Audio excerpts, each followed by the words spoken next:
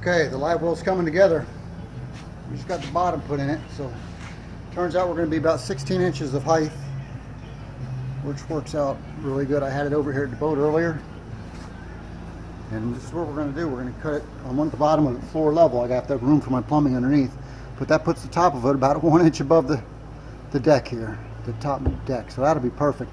It'll go back in there and it'll only round out in front just a couple inches. So this is working out good. It's taking a lot of time, but it's working out good. We got the bottom fit in here. Now, as I said, this was a fiberglass air pressure tank, but it's actually poly on the inside, and that's okay. That's probably better. I was going to epoxy this in, and I think maybe it'll work, but I know 5200 will work. So the way I built this bottom piece is I made the one circle that fits inside, and then I made the second circle fits on the outside, and I laminated them together with the epoxy rosin with a section of mat in between, so it's strong, not that it needs it all that. But I did that for two reasons. A, I wanted one inside, one outside, and I could have just took a 3/4 inch board and routed it out and accomplished the same thing. But I'm a nut when it comes to getting all the water out of the boat. When I pull the plug on my live well, I want the water out of there. That's just the way it is. So by doing this in two pieces, I first hole sawed the piece that goes in the bottom, and then the outside's glued to that. So my drain plug will actually sit right in there. That's going to be the drain plug slash drain stand. It works both ways. So now when I pull the drain stand out of this thing at the end of the day, there's not going to be any water left in there. It's going to be great. You can see I got the 5200. I put it in that groove all the way around, and after it sets up a little bit more, I'll put some more in that edge all the way around. But that stuff, when it's wet, it's kind of runny, and I don't want it to run out the sides here, but you can see it's sealing up real nice. And when that's done, I'll fiberglass the bottom of it, and I'll run a piece of fiberglass up the side, up over that edge, all the way around. So this will be sealed. It'll be one. It'll never leak. It won't imperviate my wood. Everything will be sealed 100%. I already gel coated the inside of it on the bottom because I didn't think it'd be too easy to do after the fact. So that's gel coated in there, and that'll just keep it nice. And I did a little blue tint in there, so the fish will be happy. Think they're out in the ocean still. What do they know? They're just fish. They're in a small ocean, and it's going to be a little round one until they go down and meet Mr. Grouper. Anyways, that's where we're at with the bait well. We're finally on it. I know we've been talking about it for a long time. Well, we're doing it. We're getting it done. So I got this section done. I got to come up with an idea for the top. I got an idea. I got some plexiglass laying around here that I haven't used in a long time, and I think I can make a half a plexi lid or something of that nature. That'll come out real nice. And plumbing's the easy part. Cut another hole in there for the fill. The hole's already there for the drain. I'll gel coat it all one color when it's done. So that's the bait well update. We'll keep going until this one's done. Okay, we're back on the bait well. It's been a couple, 4 days. We set the bottom in with 5200. So that takes 7 days for total cure. It's been 4 or 5 days now, so it's good. I just fiberglassed the bottom here a little while ago, and I wanted to show you a trick on that, so you don't have to come and grind all it off, so it makes such a big mess. But if you look inside there, you can see the bottom in there. It's all 5200 in. That bottom piece has already been fiberglassed and gel coated inside before I put it in.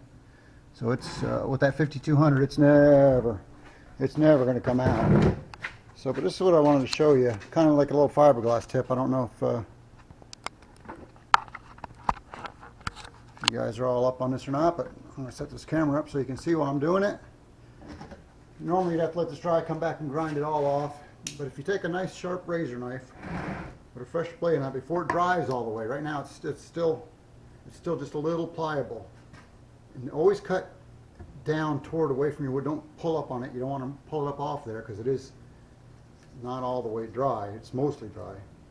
But once you get that started, now I can just take this all the way around, and I'm just going to cut that right off.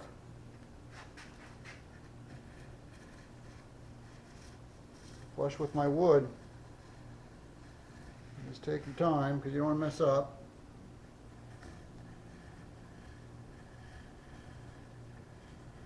And this works, if you're gel coating, patching holes, you know, or whatever the case may be. If you got some rosin gel coat, if you're using Marine Tex to repair something, it works with all that stuff. You know, if you've got a little glob of it, you can take a straight razor and pull it off so you don't have as much to sand afterwards, especially Marine Tex. That stuff dries like concrete. They say easy to sand.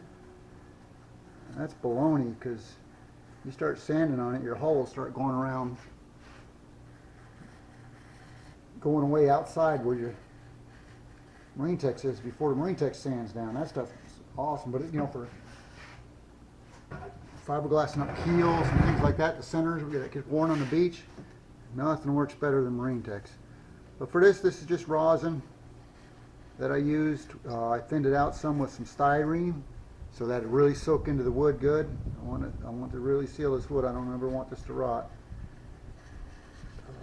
I promise you, this is a milestone anybody be proud of. But you can see just how good this is going to be now. And then I can show you the, oops, there we go. I left just a little bit extra more than I had to. Sometimes it's best not to get carried away.